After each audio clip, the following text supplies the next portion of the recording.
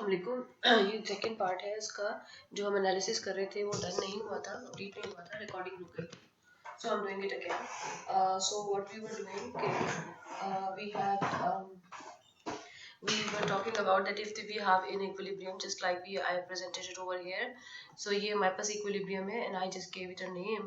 अब अगर इस equilibrium में देखें तो I told you that this is consumer surplus and this is producer surplus, and we had a definition of consumer surplus. वो आपको आनी चाहिए कि क्या definition है, producer surplus की क्या definition है.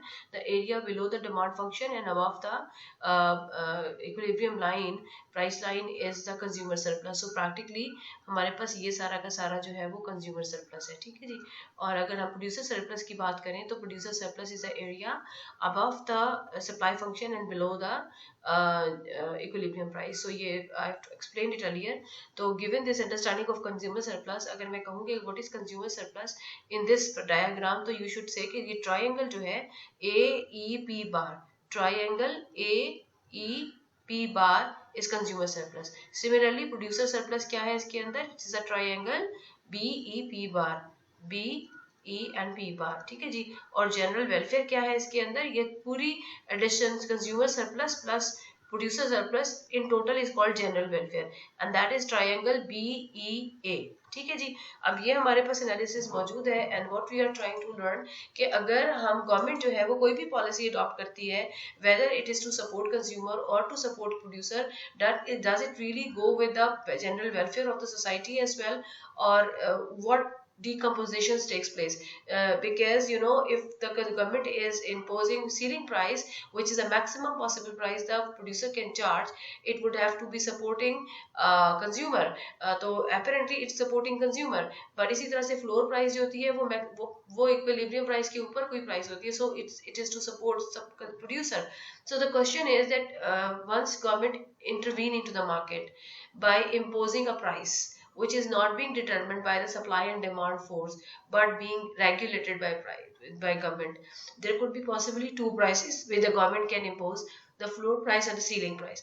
Let's talk about the ceiling price, which is being determined at a level below equilibrium price. तो एक गवर्नमेंट अगर equilibrium के नीचे एक प्राइस सेटल करती है तो does it really support consumer, और क्या होता है सोसाइटी के अंदर. तो वो एनालिसिस जो है वो है कि हम ये देखेंगे कि मार्केट के अंदर अगर supply and demand freely work करें तो फिर मार्केट कौन सी एफिशिएंसीज गेन करती है, और अगर गवर्नमेंट की इंटरवेंशन हो किसी को भी सपोर्ट करने के लिए तो क्या वो एफिशिएंसी उतनी रहती है या इट डज इंक्रीज और इट डिक्रीजेस. तो ये एनालिसिस हम इस ग्राफ के थ्रू कर सकते हैं. तो for that I will make one more graph having this understanding कि you understand everything from consumer surplus definition, producer surplus, as well as उसकी decomposition, उसकी graphical measurement definition सब समझते हैं. अब मैं आगे चल रही हूँ. So let's make the graph one more time, and we have this is like demand, ठीक है जी, और ये है हमारा supply, and this is the conventional P bar, and let's like इसको हम ले लेते हैं जो हमने AEB, ठीक है जी. अब now you have consumer surplus and producer surplus. अब गवर्नमेंट एक प्राइस रेगुलेट करती है, सीलिंग प्राइस. गवर्नमेंट जो है वो ceiling price, and remember ceiling price जो होती है वो होती है the maximum price that producer can charge, ठीक है जी. मैक्सिमम प्राइस, तो वो एक the ceiling price would always be below equilibrium. तो सपोज कर लो कि ये एक सीलिंग प्राइस है, let's call it price C, ceiling price, ठीक है. अब आपको पता है कि इक्विलिब्रियम अगर इक्विलिब्रियम प्राइस ये है तो क्या डिफरेंस आएगा. देखो, अगर इक्विलिब्रियम प्राइस ये होती है तो कंज्यूमर सरप्लस होता है the area below demand function and above equilibrium price, और वो सारा ये हमारा बन रहा है. लेकिन जब प्राइस कंज्यूमर जो मार्केट प्राइस है, जो सीलिंग प्राइस है, is the market price, the market is selling the product at this price. तो क्या होगा कि once it was equilibrium settled by supply and demand forces, so this was the quantity being sold in the market, Q bar, ठीक है जी. लेकिन जब government अपना control लगाती है प्राइस पे and impose a ceiling price, so this is basically the point where supplier is willing to supply at this price. So how much quantity will be sold? This much quantity will be sold after ceiling price. ठीक है जी। तो अब इतनी quantity जब cell हो रही है तो what kind of analysis we are considering into the market. अच्छा, अब आप देखो कि जो ये एक हम एक लाइन इधर से एक्सटेंड करेंगे, ठीक है, and I will tell you why. तो कंज्यूमर सरप्लस क्या होता है? कंज्यूमर सरप्लस होता है area below the demand function and the above the price at which the product is being sold. अगर वो पी बार था तो पी बार के ऊपर का एरिया लिया, अगर वो कंट्रोल प्राइस है तो हमें कंट्रोल प्राइस के ऊपर का एरिया लेना है। अब आप देखो कि सीलिंग प्राइस से कंजम्पशन यहाँ तक नहीं आएगी क्योंकि यहाँ तक सेलिंग ही नहीं होगी। प्रोड्यूसर जो है वो इस प्राइस पे सिर्फ इतनी यूनिट सेल करने को तैयार है। अब इतने यूनिट कौन लेगा? जिनकी हाईएस्ट विलिंगनेस टू पे है। तो हम if you want to check how much unit are sold and who is demanding it, तो यहाँ से हमें पता चलेगा। तो इतने यूनिट जब सेल हुए तो इसका मतलब क्या हुआ कि ये पूरा का पूरा जो एरिया है, ये जो मैं इसको हाईलाइट कर रही हूँ, ये उस सारे उससे निकल गया जो कि पहले पार्ट ऑफ जनरल वेलफेयर था। So if I just give the name of F G, so basically triangle F E G is deleted from consumer general welfare. ठीक है जी। अब अगर ये जो डिलीटेड पोर्शन है ये किसी का बेनिफिट बन जाए लाइक कंज्यूमर या प्रोड्यूसर का, तो फिर हम कहेंगे कि well it's a decomposition, it's not deletion. और तो इसके लिए हमें देखना पड़ेगा। अच्छा, सबसे पहले देखें कि area above the price prevailing in the market and below the demand function till the quantity which is being sold in the market, ये सारा एरिया क्या होता है? कंज्यूमर सरप्लस होता है। सो प्रैक्टिकली अब हमारा कंज्यूमर सरप्लस क्या है? डिमांड फंक्शन कहाँ तक जा रहा है? यहाँ तक, और यहाँ पे स्टॉप लग रहा है, और ये लाइन है जो कि प्राइस लाइन है जिसपे के प्रोडक्ट सेल हो रही है। तो ये जो पूरी की पूरी फिगर है ना, ये वाली, इसको मैं ऐसा करती हूँ कि अब कंज्यूमर, फिर हम इसको इस वाले कलर से डिकम्पोज करते हैं। ये देखो, ये ठीक है, ये जो मैं हाईलाइट कर रही हूँ। तो ये सारा अब क्या है, इसको अगर हम नाम दे तो कंज्यूमर सरप्लस इस वक्त है पीसी जी एफ ए, ये पिंक वाला एरिया। ठीक है, अब इस एरिया में क्या सब्ट्रैक्शन हुई है? पिछला वाला कंज्यूमर सरप्लस क्या थी? ठीक है, ये हमारा है आफ्टर सीलिंग प्राइस, और कंज्यूमर सरप्लस हमारा ओरिजिनल जो था वो क्या था? वो हमारा था जी पी बार ई ए। तो कितना चेंज आया? अगर आप देखो तो हम इस पॉइंट को भी कोई नाम दे देते हैं, लेट्स कॉल इट डी। तो डिक्रीज जो हुई है वो ट्राइंगल निकली है जी, डी ई एफ ट्राइंगल। अब उसका पार्ट नहीं है, लेकिन एडिशन क्या हुआ है? ये वाला रेक्टेंगल ऐड हो गया है। इंक्रीज जो आया है वो आया है P C G D P bar. ठीक है, तो कंज्यूमर सरप्लस में एडिशन इतना आया है, लेकिन ये वाला पार्ट निकल गया है आउट ऑफ कंज्यूमर सरप्लस। ठीक है, अच्छा, उसके बाद ये वाला पार्ट किसका पार्ट था? ये प्रोड्यूसर सरप्लस का पार्ट है। ये मेंबर, पिछला प्रोड्यूसर सरप्लस था बी ई पी बार, और अब न्यू प्रोड्यूसर सरप्लस क्या है? प्रोड्यूसर सरप्लस की डेफिनेशन देखो, वो क्या है? वो ये है, area below the price prevailed in the market and above the supply function. तो न्यू प्राइस जो है वो ये है, ये सप्लाई फंक्शन है। तो प्रोड्यूसर सरप्लस क्या नजर आया? Producer surplus new situation ceiling price के बाद पी, ये है बी जी पी सी, ये छोटी सी जो ट्रायंगल है ना, इसको मैं ग्रीन कर देती हूँ। ठीक है जी, ये है कंज्यूमर सरप्लस। तो कितना रिडक्शन आया है, डिक्रीज कितना आया है प्रोड्यूसर सरप्लस में? डिक्रीज आया है। अगर आप देखो पिछला वाला था प्रोड्यूसर सरप्लस, ये मैं जिक्र है, प्रोड्यूसर सरप्लस ओरिजिनल कितना था? ओरिजिनल था G B E P bar, B E P bar. ठीक है जी। तो क्या चीजें डिलीट हुई हैं? दो चीजें इसमें से निकली हैं, एक तो ये वाला जो पिंक वाला, और एक ये वाला जो कि जिसमें कलर नहीं है, सिर्फ वो शेड किया हुआ है। तो reduction in producer surplus are the two areas. एक है एरिया कौन सा वाला? P C G D P bar, and कौन सा वाला एरिया? ये वाला जी ई एंड डी। ठीक है, अच्छा, अब दो एरियाज है, एक तो ये वाला है जो कि निकला है प्रोड्यूसर सरप्लस, एक ये वाला है। अच्छा, ये वाला जो एरिया है ना, ये जो रेक्टेंगुलर या सर्कुलर नहीं सॉरी स्क्वायर एरिया है, ये वाला, ये वाला जो एरिया है ये किसके पास चला गया, ये कंज्यूमर प्रोड्यूसर से निकल के कंज्यूमर के पास चला गया। एंड इट्स मेक सेंस क्योंकि प्राइसेस आर बिलो इक्विलिब्रियम, तो किसको बेनिफिट मिलेगा, उन कंज्यूमर्स को मिलेगा, क्योंकि now they are able to buy at a lower price. लेकिन किन कंज्यूमर को, those who are actually are able to buy it, because not every consumer would be able to buy. Consumer actually वो demanding Q bar, लेकिन constraint price जो है that make them possible to by only Q bar सी, जिसकी वजह से जो लोग तो ये बाय करने में कामयाब हो जाते हैं उनको बेनिफिट मिलेगा, लेकिन जो लोग नहीं बाय कर सकते, additional quantity the consumer were willing to buy but it's not available in the market, they are in loss. और वो लॉस कौन सा वाला एरिया है, वो ये वाला एरिया है, ये वाला एरिया है, ठीक है जी, ये वाला एरिया, ये जो हमारे पास पहले कंज्यूमर सरप्लस का पार्ट था मगर अब नहीं है।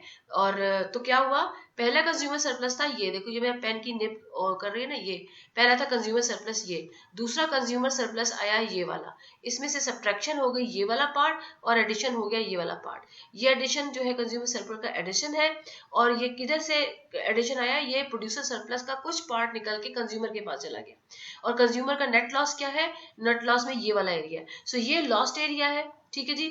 और इसके अलावा प्रोड्यूसर सरप्लस कितना, पहले था ये वाला, पेन को नोटिस करें, पहले था ये बड़ी वाली ट्रायंगल, अब कितना है ये छोटी वाली ट्रायंगल, लॉस कितना हुआ है, ये सारा का सारा लॉस हुआ है। इसमें से ये वाला जो लॉस है ये तो कंज्यूमर को चला गया, तो ये कॉम्पनसेट हो गया, जनरल वेलफेयर में कॉम्पनसेट हो गया, लेकिन ये वाला लॉस किसके पास गया, किसी के पास नहीं गया। तो the loss which occurs due to the government intervention in the market and it's not being compensated by any of the party into the market, just like ये सारा लॉस का एरिया था, लेकिन ये जो लॉस है ये वाला लॉस कवर हो गया है, कंज्यूमर सरप्लस का पार्ट बन गया, लेकिन कंज्यूमर सरप्लस का ये वाला पार्ट जो कि लॉस हुआ था not being compensated, and producer surplus का ये वाला पार्ट जो कि लॉस हुआ था is not being compensated. So the non-compensated part of the loss of the general welfare due to government intervention is called dead way loss. So this is called dead way loss. तो मैं इसको किस colour से highlight करूं, लाल colour से कर देते। सो this is dead weight loss, you know ये जो ट्रायंगल है, तो इस डेड वे लॉस कितना है, डेड वे लॉस है dead weight loss is equals to, ये है जी GEF। क्लियर हो गया। तो it's a loss to society. जब भी हम किसी पॉलिसी की एनालिसिस करते हैं, so we talk about the general welfare, we are not, government जो है उसका ऑब्जेक्टिव होता है जनरल वेलफेयर को मैक्सिमाइज करना, so they are more interested in how the general welfare goes up and they are generally are not interested in the decomposition of the general welfare. If the loss part from the one party or maybe the consumer goes to producer, or the loss of producer compensated to consumer, तो वो उसको they don't consider it as a loss because general welfare is not being affected. They're more concerned if somehow the general welfare is affected, and general welfare is only affected if there is a dead way loss. And how do we define a dead way loss? Dead way loss is defined as a part of the loss due to government policies which is not being compensated by any of the group in the society. So I hope that this is clear. इसमें कोई खास बहुत trick नहीं है, एक छोटी सी logic है जिसको अगर आप समझ लेते हो तो you will be able to understand. तो given this understanding I would like to assign you a numerical, and that numerical just for your practice. तो सपोज करें, suppose question for practice.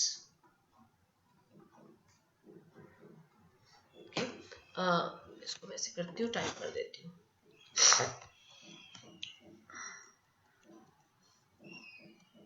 Suppose government impose a floor price, bracket में लिखे, to support producer.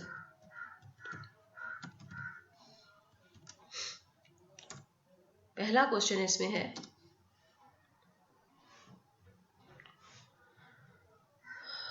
where the price floor is expected, above or below equilibrium, ये पहला question है, इसकी logic आपने देनी है। ठीक है जी। अब मैंने आपको बताया है कि फ्लोर प्राइस क्या होती है, जो सपोर्ट करती है प्रोड्यूसर को। तो definitely any price which is supporting producer has to be कहाँ पर, above the equilibrium. Okay, find graphically portray consumer surplus, producer surplus, general welfare without any floor price। उसके बाद तीसरा पार्ट है impose a floor, impose नहीं है, insert a floor price in the graph। ठीक है जी। and recalculate, calculate का मतलब है ग्राफ पे शो करना है, और and show consumer surplus, producer surplus, general welfare graphically।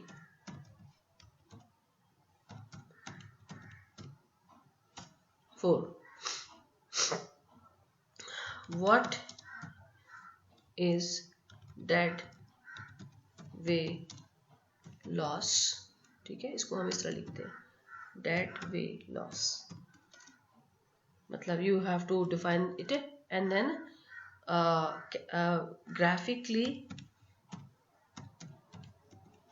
portray dead way loss after floor price।